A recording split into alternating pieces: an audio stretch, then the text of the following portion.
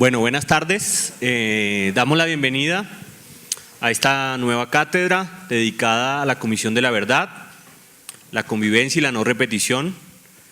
Con la emoción pues de en estas sesiones poder descubrir de qué se ha tratado este importante anuncio y un poco qué podemos esperar de ese sistema integral de verdad, justicia, reparación y no repetición del que habla el acuerdo.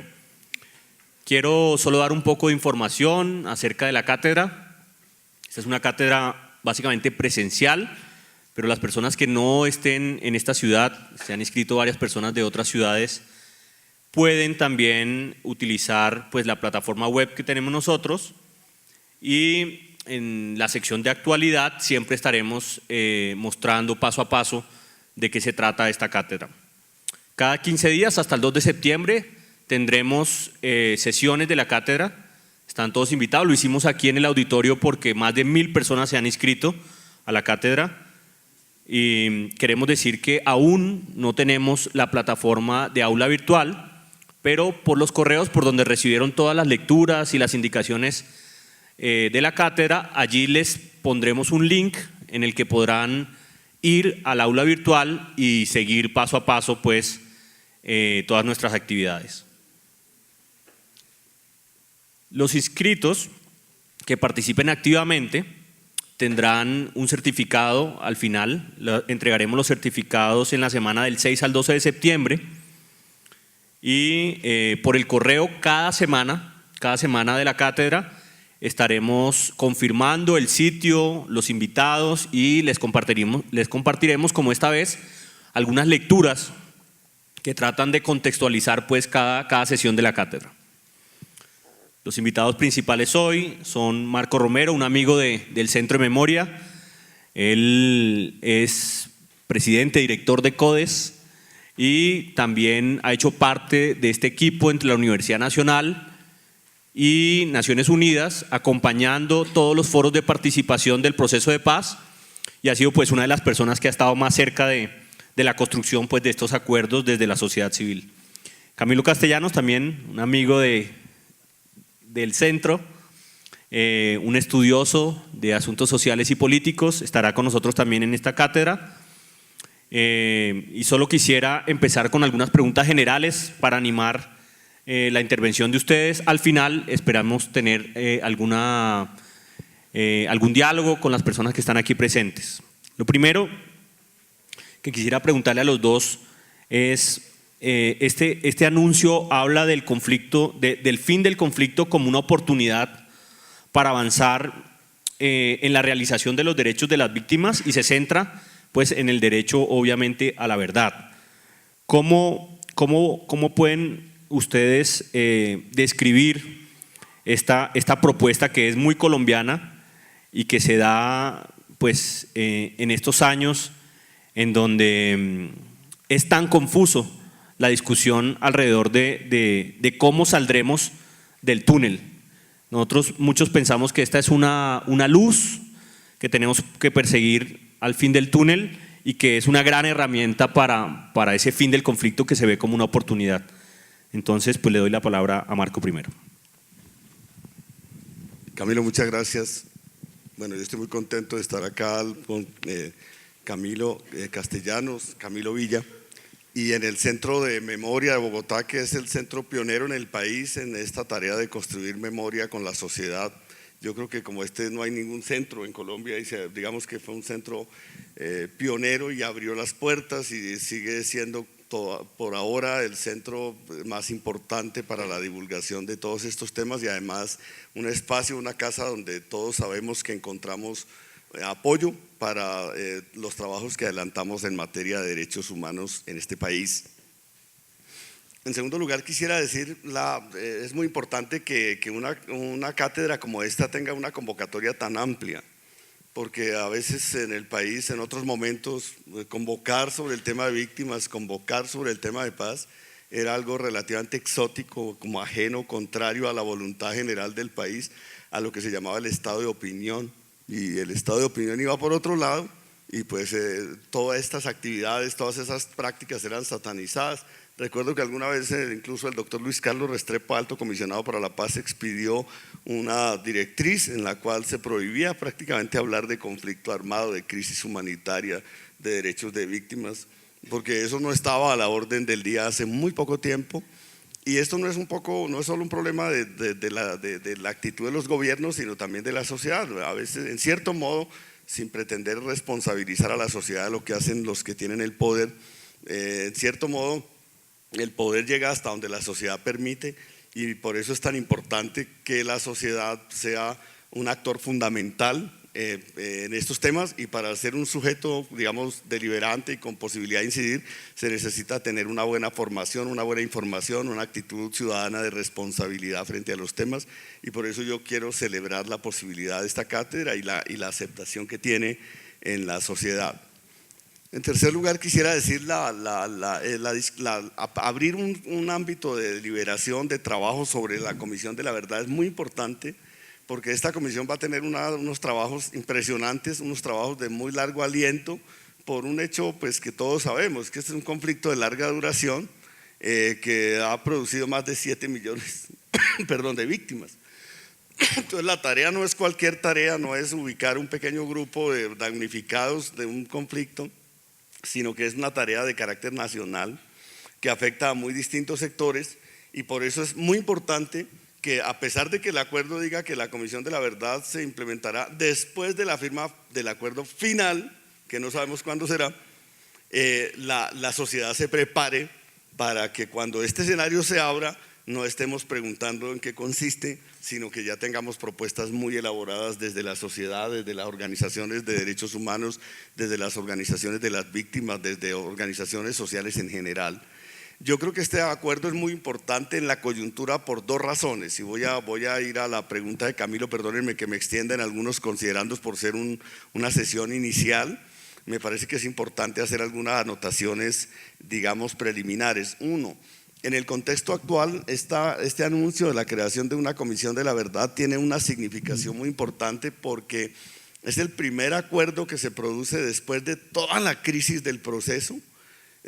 Sabemos todos, el proceso llegó a un momento en el cual se empezaron a pactar medidas progresivas de desescalamiento del conflicto, tregua unilateral dictada, digamos, o ofrecida por las FARC, medidas de suspensión de bombardeos, medidas para establecer desminados, y todos veíamos, bueno, no hay un cese bilateral, pero se está avanzando progresivamente, y este avance progresivo en el desescalamiento del conflicto se veía prácticamente como un síntoma de que el proceso de paz estaba llegando a una etapa definitiva ya en los acuerdos y a un acuerdo final. Sin embargo, después se producen los hechos del Cauca, se produce toda esta situación del ataque de las FARC a fuerza pública, luego los bombardeos del Estado, el Estado abandona la perspectiva de no bombardear, las FARC abandona la tregua unilateral, y caemos en la circunstancia de una tremenda ofensiva de las partes que se está viendo en todo el territorio, y en este contexto pues los pobladores del Pacífico son los principales afectados.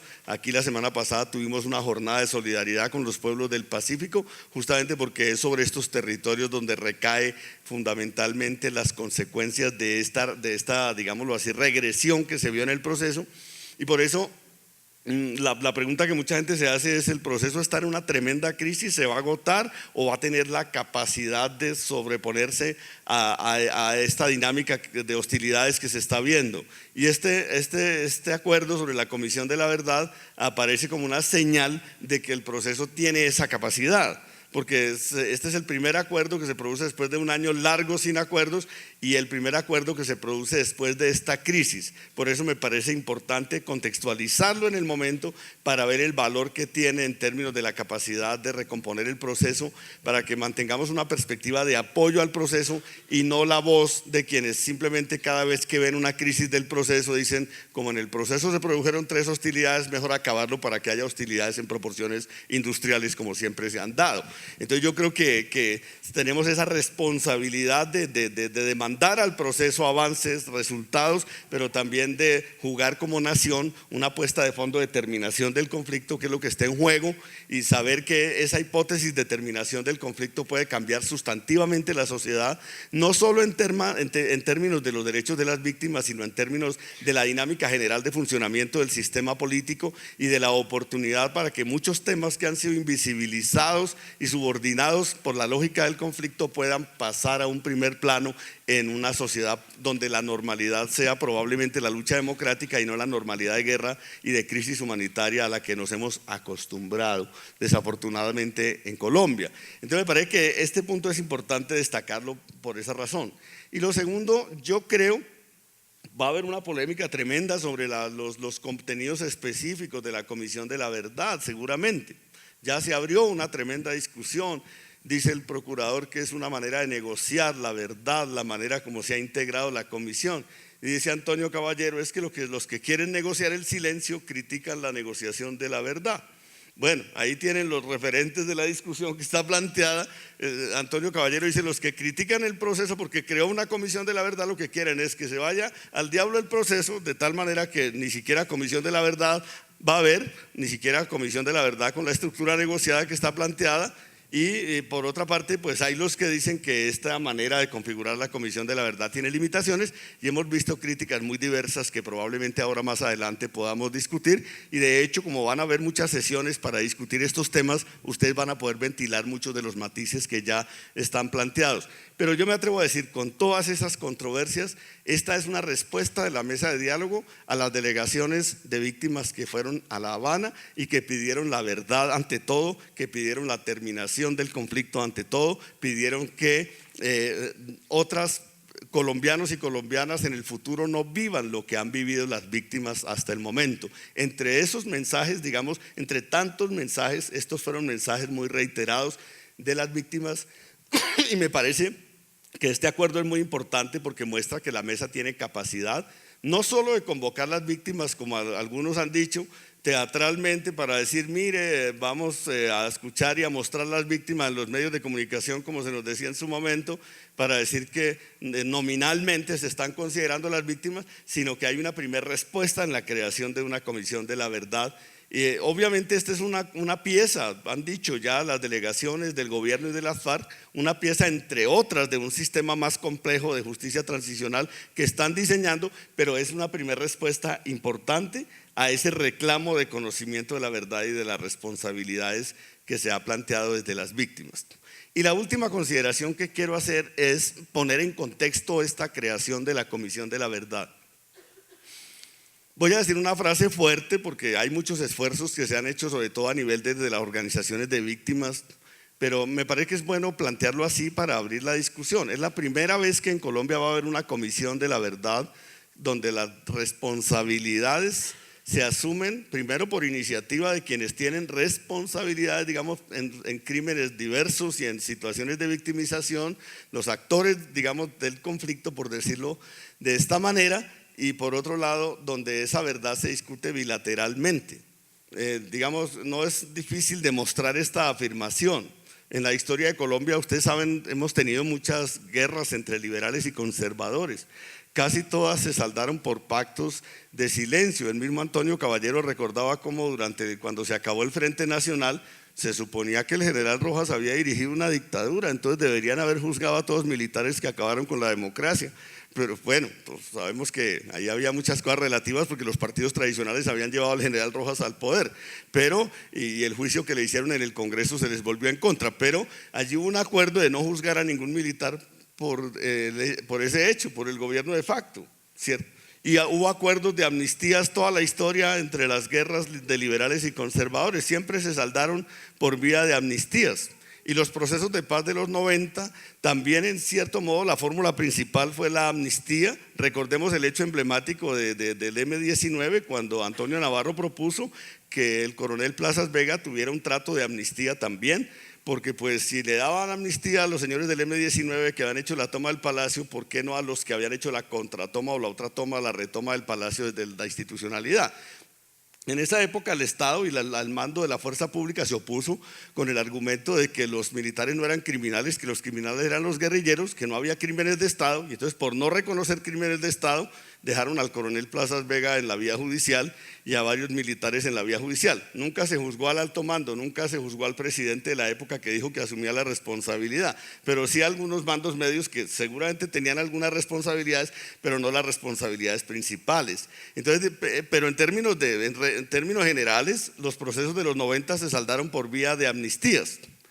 El proceso de Santa Fe de Ralito, a pesar de que se pactó desde una lógica aparentemente bilateral, que el Estado era una parte y los paramilitares eran otra, tenía un modelo de tratamiento de la cuestión de las víctimas. Primero entró por presión de la sociedad, porque los proyectos de ley originarios del gobierno del presidente Uribe decían que los paramilitares eran delincuentes políticos, decían que ellos deberían ir de una vez a la política y los llevaron al Congreso, decían que ellos no tenían que pagar un solo día de cárcel y que no tenían que hacer ningún tipo de reparación. Fue la reacción del movimiento de víctimas, de la comunidad internacional, de sectores de los partidos políticos. Recordemos, por ejemplo, la división del Partido Liberal y Rafael Pardo y Gina Parodi, que se alejaron de esa visión dentro del propio bloque uribista, y se abrió un camino para reconocer derechos de las víctimas en la ley 975, pero desde una perspectiva unilateral. ¿Qué quiere decir eso? Que los únicos que iban a ser sometidos a ciertos procesos judiciales y de verdad eran los paramilitares, nunca los agentes de Estado. Ustedes han visto que a través de la ley 975 llamen a algún militar o a algún miembro del parlamento, ¿no? Las investigaciones de la parapolítica eran investigaciones autónomas de la rama judicial, no tenían que ver nada con la ley 975. El hecho de que se hubieran desarrollado simultáneamente han dado la sensación de que la parapolítica es una consecuencia del proceso de diálogo con los paramilitares, pero no, simplemente la coincidencia de los dos hechos llevó a que se abundara en información que permitió crear el ambiente para que las investigaciones de la parapolítica pudieran ir quizá más lejos, pero en general el acuerdo era: vamos a mirar el comportamiento de los paramilitares, les vamos a dar unos beneficios y unas sanciones y unas oportunidades, pero desde una lógica unilateral. Por eso, si un militar resultaba involucrado en apoyo a paramilitares, este señor iba, digamos, solo tiene dos alternativas: o va al fuero militar o va, digamos, a la justicia ordinaria. Mientras que todos los instrumentos de la ley 975 están hechos para mirar la actitud y el comportamiento de los paramilitares. Bueno, todos sabemos un poco que esa institucionalidad ha funcionado muy mal, ha servido para develar algunos crímenes y para encontrar muchas fosas comunes, pero los resultados son muy precarios respecto de los propósitos que se le atribuían a la ley. Pero más allá de eso, hay que destacar que el modelo era unilateral. En este proceso, por el contrario, se ha llegado a una fórmula muy interesante y es, digámoslo así, primero hay un acuerdo en el punto 5 en la mesa donde se habla de manera muy parca que se avanzará en la verdad y los derechos de las víctimas. Eso es lo que dice el acuerdo general de la agenda cuando se pactó el proceso con las FARC. Posteriormente, cuando se convocaron los foros de participación de la sociedad y en particular los foros de participación de las víctimas para llevar las propuestas, digámoslo así, organizadamente a La Habana, esa tarea la asumimos nosotros, la Universidad Nacional y las Naciones Unidas. Ustedes recuerdan, hicimos un gran foro gigante en Villavicencio, hicimos un foro en Barranca Bermeja, un foro enorme en Barranquilla y un foro final en Cali. Estos 4 foros de participación ya estaban basados en una matriz muy distinta y en un acuerdo que se llamó el Acuerdo de los 10 Principios. Este Acuerdo de los 10 Principios es muy importante porque allí ya se daban pasos muy importantes para el reconocimiento de las víctimas en diferentes sentidos. Uno, se hablaba de reconocer todas las responsabilidades, y las responsabilidades directas y las indirectas. Se hablaba de reconocer todos los hechos victimizantes y todos los daños causados. Los 10 principios hablan de reconocer todas las víctimas, de garantizar la verdad, de garantizar principios de justicia, de garantizar principios de reparación, de garantías de no repetición, garantías de vínculo entre la agenda de víctimas y reconciliación, derechos humanos de las víctimas, procesos de participación. Es decir, principios de protección de las víctimas. Y esto es muy importante porque ustedes saben que Colombia viene de un debate un poco bizantino, un poco cínico, en el sentido de que sectores de la sociedad a veces están dispuestos a reconocer solo unas víctimas. Hay sectores que dicen las únicas víctimas legítimas son las de las FARC, y otros dicen las únicas víctimas legítimas son las de los crímenes de Estado. Y yo creo que el único camino para avanzar a una reconciliación es reconocer que efectivamente hay víctimas de crímenes de Estado, que efectivamente hay víctimas de crímenes del paramilitarismo, que efectivamente hay víctimas de crímenes de las guerrillas y que efectivamente también hay responsabilidades indirectas, a veces de empresarios. Dijo el comisionado, 13.000 están denunciados por contribución con grupos armados al margen de la ley, ¿cierto? A veces compañías transnacionales que en contextos de conflicto, digámoslo así, derivan ventajas estratégicas para sus intereses en términos de economía política, para el despojo de tierras, para muy diversas circunstancias. Y entonces ya reconocer que hay que ver el espectro de todas las víctimas plantea un principio ético superior y un camino importante para avanzar en una lógica de reconciliación, y eso lo hicieron los 10 principios que están planteados como ejes de articulación y de convocatoria de los foros. Entonces me parece que este es un avance importante. Allí se estableció un criterio de bilateralidad, digámoslo así, en el sentido de que los criterios eran acordados entre la mesa de las FARC y la mesa del gobierno, pero no simplemente, como dicen los opositores del proceso de paz, para repartirse las impunidades, sino para reconocer todos los daños, todas las víctimas y todos los responsables. Entonces estos 10 principios me parece que son ya una conquista en términos de reconocer todas las víctimas, en términos también de reconocer la bilateralidad de las responsabilidades. Bueno, algunos dirán trilateralidad porque en el Estado no aceptan todos que el paramilitarismo es simplemente una expresión del Estado, y del campo de las guerrillas también ahí están las FARC y el ELN y bandas criminales o paramilitares de nueva generación, como ustedes quieran. Pero se habló de un formato de reconocer todas las víctimas, todos los daños y todas las responsabilidades. Después, cuando ustedes vieron que cuando se convocaron las delegaciones para La Habana, el mandato que recibimos nosotros, allí ya incluida la Iglesia Católica Colombiana, digámoslo así, la Conferencia Episcopal, la ONU y la Nacional, era un mandato para nosotros viable, porque nosotros como instituciones, en el caso nuestro, la Universidad Nacional o la ONU o la Iglesia, no podían aceptar un mandato parcial. Por favor, tráigame las víctimas de un determinado grupo y con las demás guardemos silencio. Eso habría sido un mandato poquito, aceptarlo habría sido suicida respecto a los mandatos de las instituciones, pero nosotros nos sentimos muy cómodos con el mandato porque el mandato decía, por favor, presenten, digamos, 5 delegaciones de 12 personas que hayan sufrido daños, pero teniendo en cuenta las diversas responsabilidades, los diversos tipos de victimización, los diversos daños causados, las diversas regiones, enfoques diferenciales, etcétera, etcétera. Entonces había una lectura, digamos, las delegaciones que participaron en La Habana obviamente siempre serán insuficientes, porque escoger 60 personas de un universo de más de 7 millones de víctimas es una tarea imposible. Realmente lo que se hizo fue buscar los casos más emblemáticos, más representativos, digamos, de la tragedia nacional, pero buscando las responsabilidades diversas y los distintos tipos de víctimas. Y yo creo que ustedes tuvieron la oportunidad, esto tuvo una exposición mediática enorme, de ver que esa tarea se cumplió, digámoslo en términos generales, bien, atendiendo a ese criterio, pero hay que reconocer que el criterio organizador de las delegaciones y del mandato que tuvimos nosotros fue un criterio acordado por las partes. Esto es lo sustantivo también de la discusión para ver el modelo que se está discutiendo en La Habana. Y después de la participación de las delegaciones viene esta comisión que plantea más o menos un funcionamiento basado en los mismos principios. Entonces me parece que, decir, cuando dice que la Comisión de la Verdad deberá tener un enfoque territorial, que deberá tener un enfoque, digámoslo así, de género, que tendrá un enfoque diferencial, que habrá que reconocer todas las víctimas, dar todas las garantías de participación, etcétera, etcétera, y buscar la manera de esclarecer todos los hechos y todas las responsabilidades, nos parece que está inspirada en los mismos 10 principios que se pactaron para efecto de las tareas anteriores, de los procesos anteriores, y por esa vía creo que la comisión puede contribuir, digámoslo así, a sacar adelante no solo el proceso de paz, sino a reconocer los derechos de las víctimas. Y habría que mencionar 2 pequeños elementos adicionales para ver lo que significa este enfoque de bilateralidad.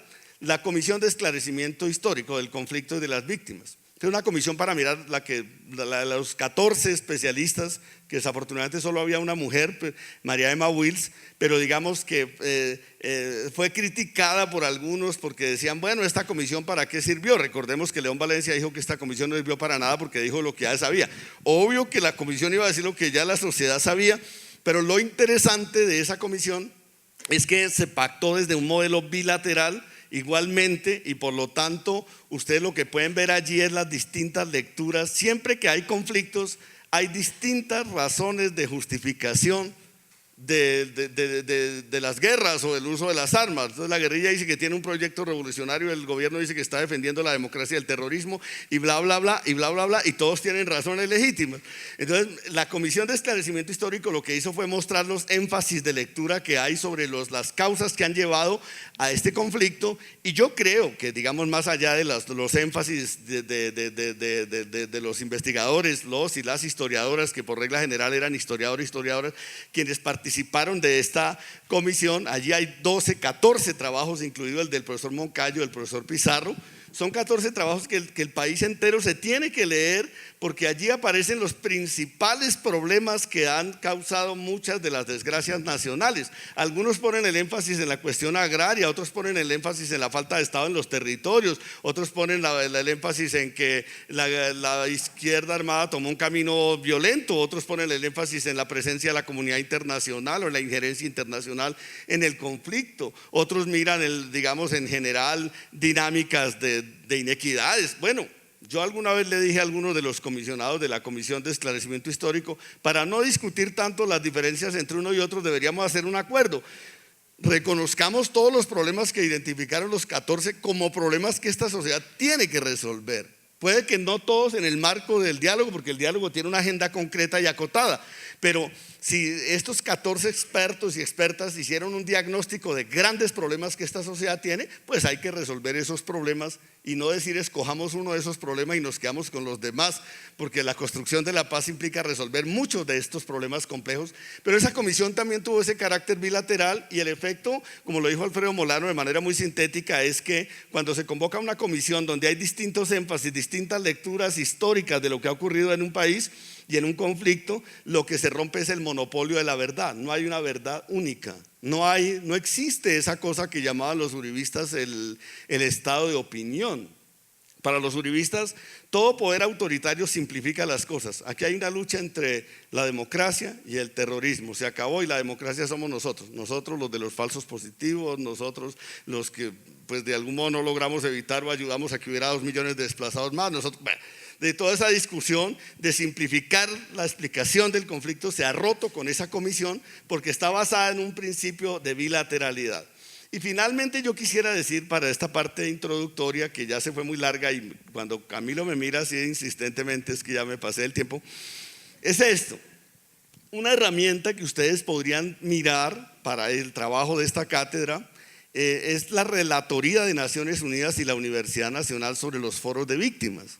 ¿Por qué? Porque allí existe un compendio muy importante, más o menos organizado. Hicimos una tarea, digamos, en los tiempos apretados, la tarea más rigurosa posible, con un equipo de profesionales muy grande de la Universidad Nacional y de las Naciones Unidas, para sistematizar las diversas propuestas que hay sobre, digamos, los derechos de las víctimas. Y uno de los capítulos más grandes de propuestas que se presentaron a estos foros tenía que ver con la construcción de la verdad.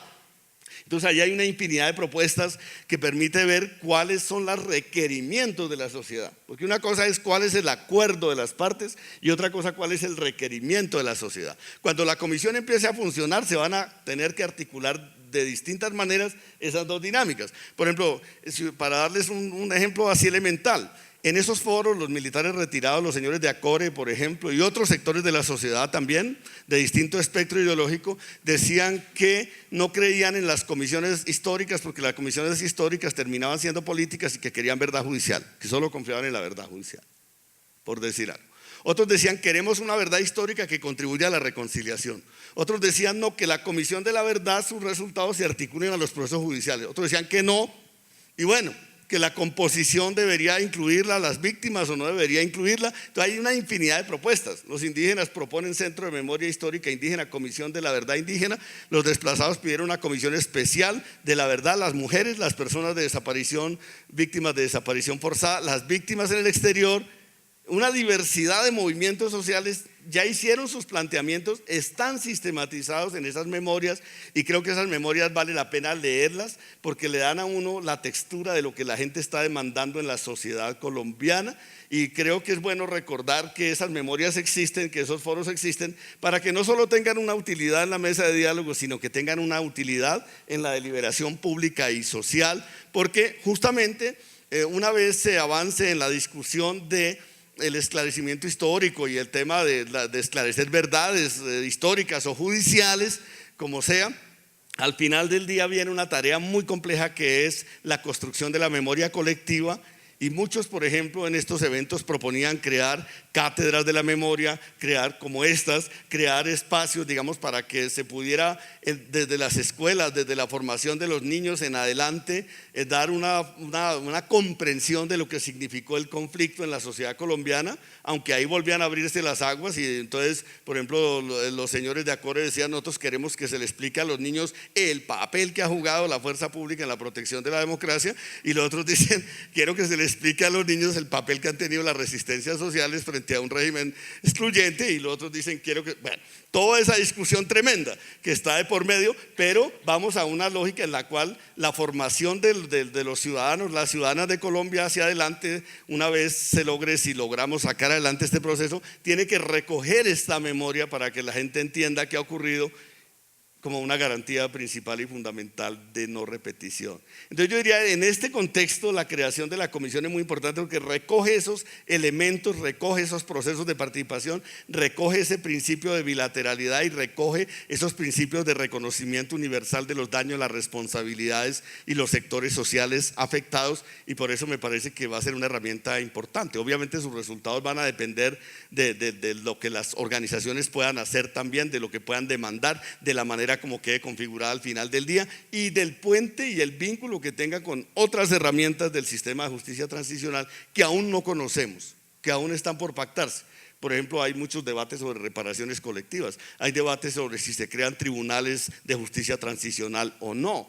Bueno, vamos a unas discusiones complejas todavía sobre este sistema de justicia transicional, pero por ahora creo que el principio que inspira la Comisión de la Verdad es un principio sano, importante, que puede contribuir a reconocer los derechos de las víctimas y a crear bases auténticas de convivencia en la sociedad colombiana, si logramos dar el paso de terminar el conflicto armado. Gracias, Camilo, y perdóname que me haya extendido mucho. Esto era la parte introductoria.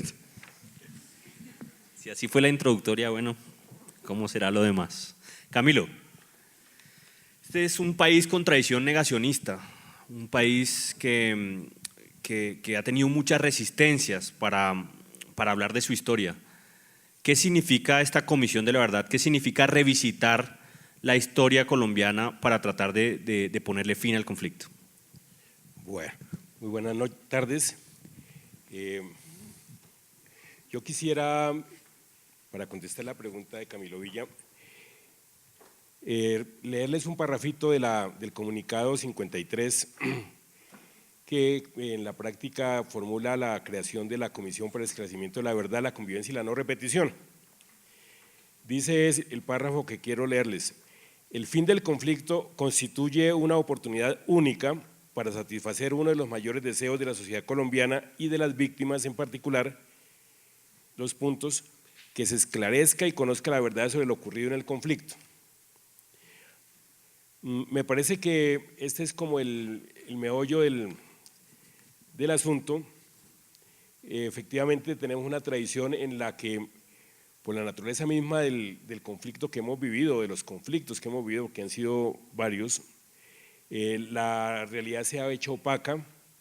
No sabemos exactamente ni los intereses que están detrás de los actores del conflicto.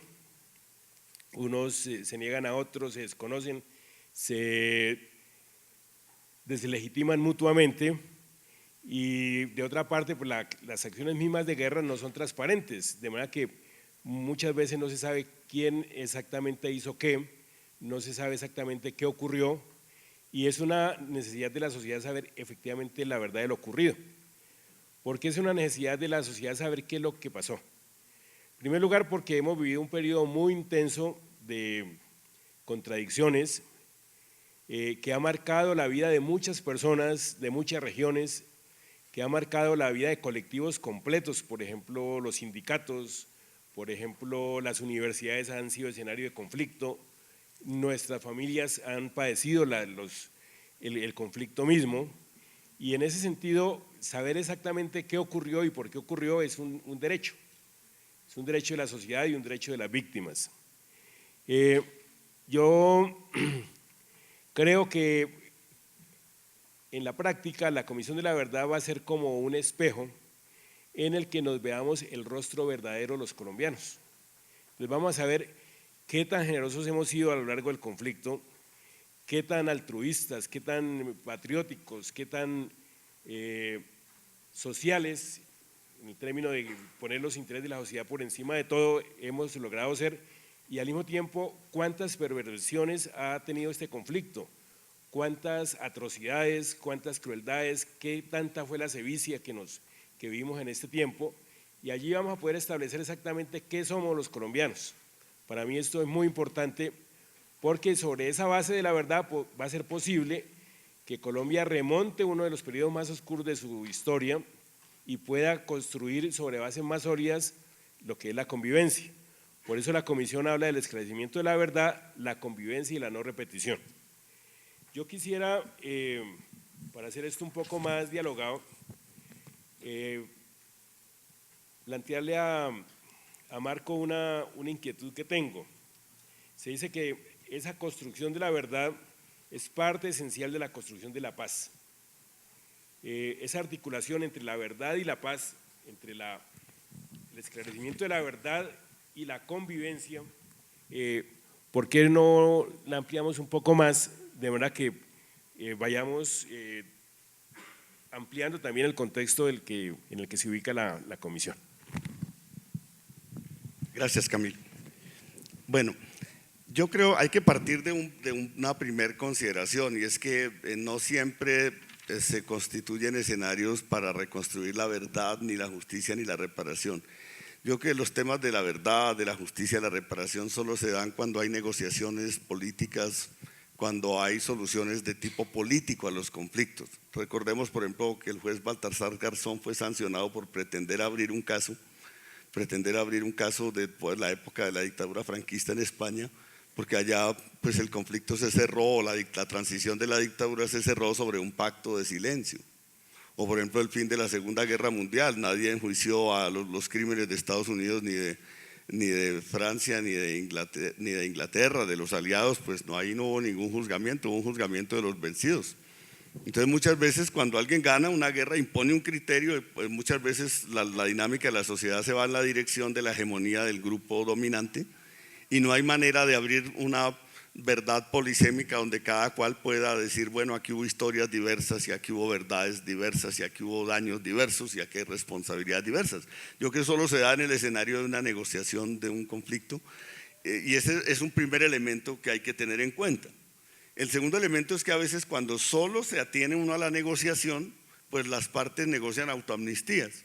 Y entonces hay que decir, el reconocimiento de los derechos de las víctimas ha dependido fundamentalmente de que en Colombia hay un movimiento de víctimas muy importante, desde que tiene muy distintas expresiones y que se ha hecho valer, digámoslo, en los escenarios de la negociación de la paz, sin, digamos, actuaciones como de los distintos colectivos y las distintas movilizaciones y las distintas expresiones sociales y culturales de las víctimas. También el problema es que hay una victimización tan masiva que es inocultable, pero en general hay una participación muy activa de las víctimas y las organizaciones de derechos humanos que han hecho que este referente sea ineludible dentro de una lógica de negociación. Pensemos por ejemplo el caso del Perú. En el Perú la Comisión de la Verdad surgió por la fuerza del movimiento de derechos humanos, porque allá no hubo una negociación del conflicto, ¿cierto? Allí no hubo una negociación del Estado peruano con Sendero Luminoso, hubo una derrota de Sendero Luminoso. Entonces se abrió camino una comisión de la verdad por la legitimidad y el peso de las organizaciones de las víctimas y el movimiento de derechos humanos. Obviamente la comisión tuvo problemas muy serios y quizá, digamos, vale la pena tener en cuenta que aún en el Perú hoy no hay un consenso, como lo han dicho voceros de estas comisiones, sobre lo que fue la verdad de lo ocurrido. Sirvió para esclarecer una serie de hechos. Por ejemplo, la Comisión de la Verdad del Perú sirvió para esclarecer muchos crímenes cometidos por agentes de Estado, digamos en las zonas, en los poblamientos indígenas, que no aparecían como crímenes para la sociedad porque no estaban ocultos e invisibles. La sociedad peruana veía solo los crímenes de Sendero Luminoso. La Comisión de la Verdad mostró que había muchos crímenes de Sendero Luminoso, pero también muchos crímenes del Estado. Y de algún modo esta comisión ha servido para que los peruanos entiendan que había múltiples responsabilidades, pero aún hoy es muy difícil hablar de un consenso sobre una única verdad de lo que ha ocurrido. Pero quiero destacar ese segundo elemento, es la participación de la sociedad y de las víctimas la que hace que estos temas se consideren. Tercero, hay una tremenda discusión y es el gran debate del proceso de paz, y es un poco si se llega a una solución de tipo negociado. El gran debate es si todos deberían ir a la cárcel de conformidad con la Constitución y de conformidad con la Corte Penal Internacional y los tratados de derechos humanos y derecho internacional humanitario que ha suscrito el Estado. Y todos sabemos desde un ámbito, desde una discusión política, que eso es imposible. Es decir, que es una especie de contradicción pretender que quienes van a una negociación, en la negociación van a diseñar sus propias cárceles.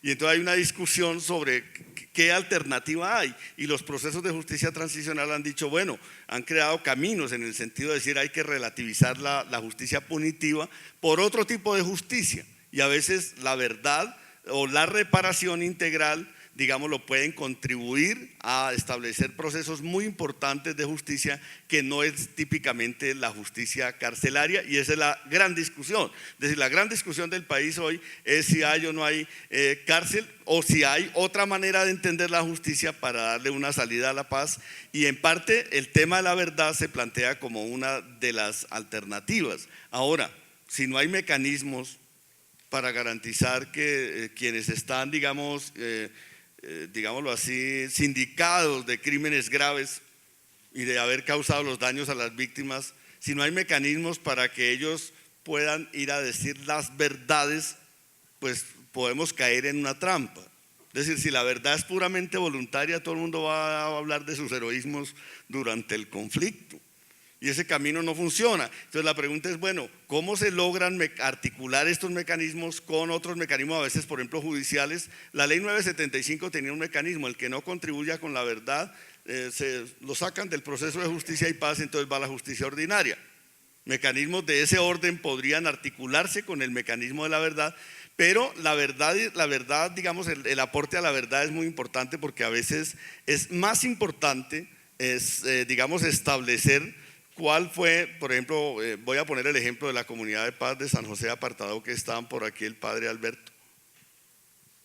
Ellos han dicho, para ver un poco la profundidad de esta discusión, nosotros, y ustedes saben que la comunidad de San José de Apartadó ha sido victimizada y revictimizada de manera drástica en la mayor parte de los episodios por agentes de Estado. Ellos dicen, estamos dispuestos a que el general Rito Alejo del Río salga de la cárcel, no pague un solo día de cárcel, con dos condiciones. Uno, que vaya a sembrar una hectárea de arroz con la comunidad, y dos, que nos diga qué órdenes tuvo él o qué dispositivos superiores había en sus actuaciones, o si sus actuaciones eran puramente unilaterales dentro de sus funciones en el Estado. Este es un ejemplo que les muestra la perspectiva de cómo la verdad puede ayudar a esclarecer temas mucho más importantes, porque puedes llevar a la cárcel a los autores materiales de muchos crímenes y llenar el país de internos en las cárceles, y no develar los dispositivos de poder más complejos desde los cuales muchas veces se establecieron crímenes sistemáticos. Por ejemplo, crimen sistemático es traer a Yair Klein a entrenar paramilitares para que hicieran masacres, ¿cierto? Con una estrategia sofisticada de despoblamiento, por decir algo. Eso es un crimen sistemático. Entonces, bueno, es más importante muchas veces esclarecer ese tipo de verdad que condenar a muchos a la cárcel y que se lleven su verdad a la cárcel, por decirlo de esa manera, a nivel individual. Entonces, claro, yo no quiero decir con esto, no quiero descartar mecanismos de verdad judicial, no sé, sobre ese tema hay una tremenda discusión allí en La Habana y muchas de las víctimas han reclamado verdad judicial con toda legitimidad, pero creo que la idea de buscar un camino de verdad puede ayudar a que la sociedad entienda que hubo responsabilidades no solo de agentes directos, sino probablemente de actores, digamos, un poco más complejos en la sociedad, y de velar esto es importante para que no haya repetición. Cuando ustedes ven, por ejemplo, cóndores no entierran todos los días, da la sensación de que no hubiéramos pasado estos 50 años, ¿cierto? De que muchos de los dispositivos, por ejemplo, de apelar a mecanismos paramilitares, por decir algo, por parte de algunos agentes de Estado, siguen intactos. Y entonces la pregunta es cómo se logra desactivar esos dispositivos más sistemáticos digamos, que se han desarrollado durante el conflicto para que la sociedad pueda tener una efectiva garantía de no repetición. A veces los caminos de verdad son más eficaces, no siempre. A veces la verdad judicial también contribuye a desactivar estos mecanismos, pero como dice Antonio Navarro, no necesariamente más cárcel conduce a menos repetición. Los paramilitares han tenido muchos cárceles y hay una repetición masiva, ¿cierto? De sus prácticas, porque hay bandas criminales por todo lado. En cambio, los procesos de los 90 no tuvieron cárcel y por regla general no hay repetición. Entonces no siempre es tan mecánico que cárcel conduce a no repetición, o que solo verdad judicial contribuye a resolver un conflicto y a plantear un principio de reconciliación. Y sí hay argumentos importantes para mostrar, por ejemplo, las comisiones de la verdad de Sudáfrica o Guatemala, con las audiencias donde los victimarios tenían que reconocer y que no eran solo autores, digamos, materiales, sino que había responsables más altos, reconocer que estos crímenes tenían a veces decisiones políticas muy complejas. Bueno, la comisión plantea que se va a centrar sobre todo en tres asuntos. El primero, el esclarecimiento; el segundo, el reconocimiento de las víctimas; y el tercero, promover la convivencia en los territorios, que esta es la parte un poco más complicada de entender de la propuesta de una comisión para la verdad en Colombia. ¿Cuál es, digamos, el sitio que puede tener esa comisión de la verdad dentro de lo que sería el sistema integral de reparación a las víctimas y de no repetición que, digamos, subraya la declaración conjunta? Te pregunto a ti primero, Camilo. Bueno, esos son los tres objetivos fundamentales de la Comisión de la Verdad, la Convivencia y la No Repetición. Evidentemente, el primero tiene que ver con el esclarecimiento de lo ocurrido y la explicación amplia de la complejidad del conflicto. Este objetivo procura promover un entendimiento común en la sociedad colombiana sobre las ocurrencias del conflicto que hemos vivido. Es propiamente la parte que tiene que ver con la verdad. Creo que este objetivo es fundamental, es el principal de la comisión y estaría cumpliendo como se decía en la intervención anterior, satisfaciendo un deseo, el mayor deseo de la sociedad colombiana y de las víctimas, saber exactamente qué ocurrió. El segundo es el reconocimiento de las víctimas como personas, como ciudadanos sujetos de derechos, como personas que por su experiencia necesitan una reparación de parte de la sociedad, y el principio de esa reparación es que se las reconozca, que la sociedad las contornee, las defina como víctimas de este periodo de la sociedad colombiana. Pero también supone el reconocimiento de los victimarios, o sea, que los victimarios reconozcan sus responsabilidades, reconozcan la autoría de los crímenes que se han cometido, de los desafueros, de las violaciones de derechos humanos y del derecho internacional humanitario. Y por último, la comisión tiene una función de promoción de la convivencia, y esa promoción de la convivencia va a tener un énfasis, un enfoque territorial. La comisión va a tener que moverse en los territorios creando espacios de diálogo, creando espacios para que las víctimas puedan ser visibilizadas, puedan ser dignificadas, para que sean escenarios de asunción de las responsabilidades por parte de los victimarios y para que se cree una cultura de paz, de diálogo en la sociedad colombiana. En ese sentido, la comisión es una pieza fundamental en la reconstrucción de la convivencia colombiana. A mí me parece que esos tres objetivos que marcan el trabajo de la comisión se convierten en piezas fundamentales también en la reconstrucción de la sociedad colombiana. Bueno, yo quiero agregar un aspecto que es muy importante para ver este camino del puente con reconciliación. Ya tuvimos algunas experiencias con la CNR, que estableció un concepto que se llamaba algo así como la reparación comunitaria y establecía la idea de que en algunos territorios podría haber una reconciliación, pero como no había procesos de verdad de por medio, ni de justicia, ni de la una ni de la otra, entonces la gente, digamos, los experimentos básicamente se simplificaron a una especie de convivencia forzada entre víctimas y victimarios, porque los paramilitares, los guerrilleros, los soldados forman parte de la sociedad, existen en los territorios, llegan a los territorios y tienen que desarrollar una forma de vida con la gente. Y entonces la pregunta en los territorios es cómo resolver este problema. Y ese camino de la CNR fue un desastre, porque en muchos casos trataron de hacer incluso proyectos productivos donde se mezclaban víctimas, donde se mezclaban campesinos preexistentes, digamos, y desmovilizados, y esto terminaba, digamos, realmente casi siempre en manos de los que tenían más poder, en una situación en la que obviamente también había un agravante, y es continuidad del conflicto, porque las negociaciones hasta hoy han sido negociaciones parciales en un contexto en el que se reproduce el conflicto.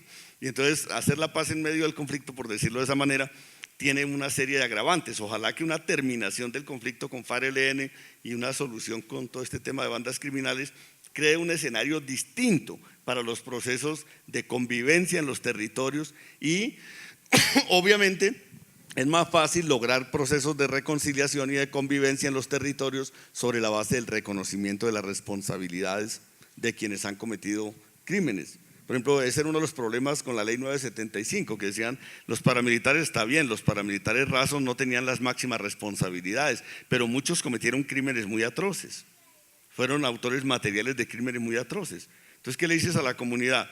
¿Recíbelos con un gran abrazo sin saber qué crímenes cometieron? No es fácil. O generar convivencias forzadas. Yo pienso que la única manera de lograr una convivencia, digámoslo así, no una fraternidad universal, una convivencia, es la idea de que se reconocen las responsabilidades y los daños causados y se reconoce que las estigmatizaciones de las víctimas en la gran mayoría de los casos eran falsas. Es decir, que porque muchas veces se responsabilizó a las víctimas, como en el caso del Salado, de ser los culpables hasta del conflicto armado y de lo que ocurría y hasta de la masacre. Es que son sospechosos de pertenecer a un grupo armado, por lo tanto se justifica una masacre masiva y colectiva y una, digamos, si se quiere, una especie de genocidio en un territorio. Y entonces la gran discusión es cómo logras, a través de procesos de reconocimiento de la verdad, principios de reconciliación. Y el segundo punto es, yo mezclaría un poco este puente de la reconstrucción de verdad con uno de los objetivos importantes del proceso de paz. Cuando ustedes leen el acuerdo político, en el acuerdo político hay una cantidad de medidas de no repetición ya que no se llaman así, pero que son así. Es decir, que plantean que si en el conflicto la regla ha sido la guerra, la regla de una sociedad sin conflicto tiene que ser la de la participación democrática, y la participación democrática es el reconocimiento de la oposición, de la diversidad, de los antagonismos sociales. Es decir, que la paz no será un escenario de un gran abrazo universal, sino el escenario de legitimación de las diferencias y por lo tanto de la movilización social y de la participación democrática, pero para llegar a ese escenario se necesita que haya escenarios auténticos de reconocimiento de responsabilidades.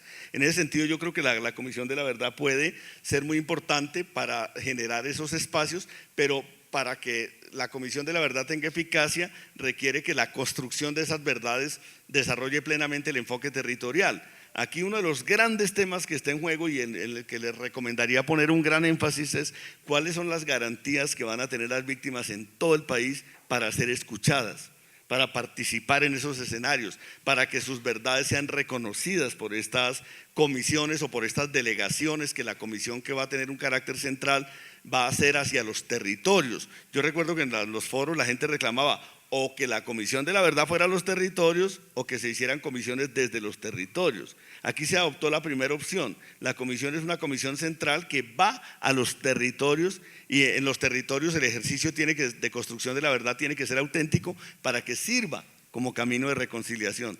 De lo contrario no sirve, sirve para empeorar las cosas, creo yo. Bueno, este es un instrumento que levanta muchas desconfianzas, precisamente porque todos los logros de la mesa hay veces son considerados como concesiones a las FARC. Y aquí el gran reto de crear una comisión de la verdad imparcial, autónoma, independiente, con las garantías de seguridad.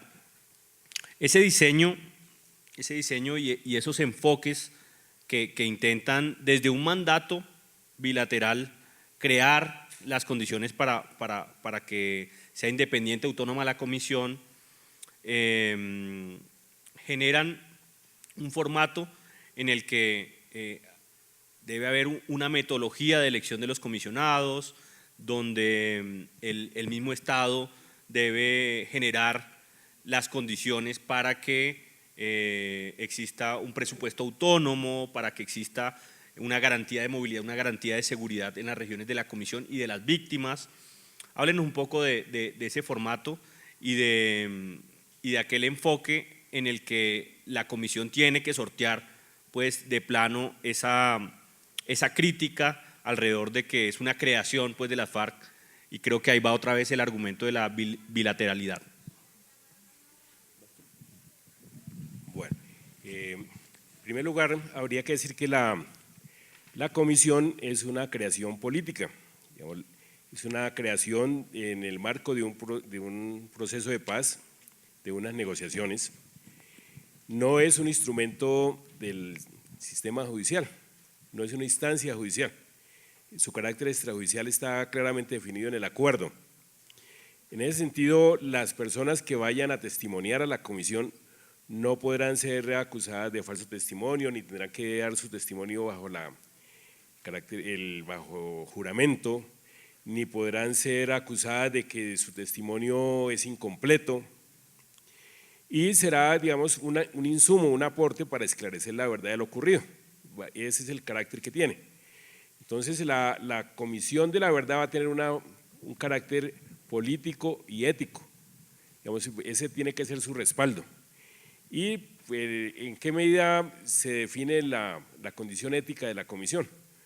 Que está poniendo por delante un interés de la sociedad, que es el interés de la verdad y de la paz y del reencuentro de los colombianos. Entonces, esos objetivos superiores son los que definen la comisión.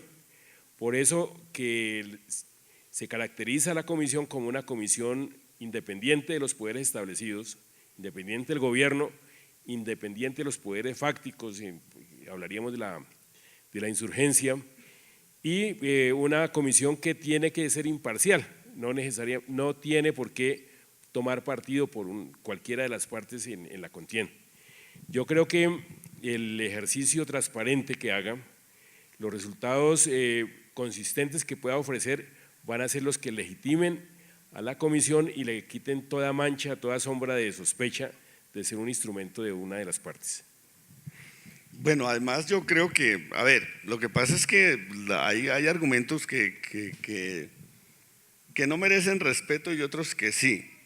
Por ejemplo, no merece respeto un argumento que diga que esto es una concesión a las FARC porque es una negociación entre el Estado colombiano y las FARC. El presidente está negociando en nombre del Estado colombiano y las FARC. Entonces todos los acuerdos pues son un pacto entre esas dos partes. Entonces decir que es una concesión a una de las partes, yo a veces veo pues un poco en la extrema derecha más críticas. El proceso ha ido dando la vuelta y ha ido recogiendo. Por ejemplo, se decía, la paz está basada esencialmente en la impunidad y no se tienen en cuenta las víctimas. Cuando las víctimas fueron a La Habana dijeron apoyamos el proceso de paz. y queremos la verdad, queremos justicia, queremos reparación, pero apoyamos el proceso de paz. Entonces estos sectores ya pasaron fue a criticar las víctimas y hacer en las redes sociales sátiras y digamos caricaturas de las víctimas. Y entonces me parece que hay argumentos que no van en esta línea, es decir, me parece que la comisión busca, la comisión como dice Camilo es política, o sea que las partes participan de su conformación. Miremos el mecanismo de conformación que redefine en cierto modo la naturaleza de la comisión. Se dice, se han ensayado 3 mecanismos en La Habana para buscar este tipo de instrumentos. El primero fue los foros de participación y la escogencia de las delegaciones a La Habana de las víctimas. Este fue un tema que se encargó a terceros, digamos que no tiene nada que ver con una delegación o con la otra, como las Naciones Unidas o la Universidad Nacional o la Iglesia. Es un mecanismo que se ha ensayado. Luego, en el caso de la Comisión de Esclarecimiento Histórico, como había probablemente una tensión muy dura sobre la explicación del conflicto, escogieron que las FARC postulaba a unos miembros de esa comisión y el Estado otros, y en última se pusieron de acuerdo. Sé que discutieron otros mecanismos de encargar eso a un tercero, pero bueno, escogieron ese mecanismo. Ese es un segundo modelo. Este es un mecanismo mixto y lo que se propone es que se creará un comité de 9 personas que son los que van a escoger los 11 hombres y mujeres que van a integrar la Comisión de la Verdad. Y entonces lo que dice es que este comité, el gobierno pone 3 personas, las FARC pone 3 y 3 se los encargan a organizaciones que todavía no está claro cuáles serán, o personas, todavía no está claro cuáles serán. Es decir, es un mecanismo mixto donde hay 3 partes, las 2 delegaciones y 3 representantes o personas de la sociedad civil, pero no se sabe quiénes serán.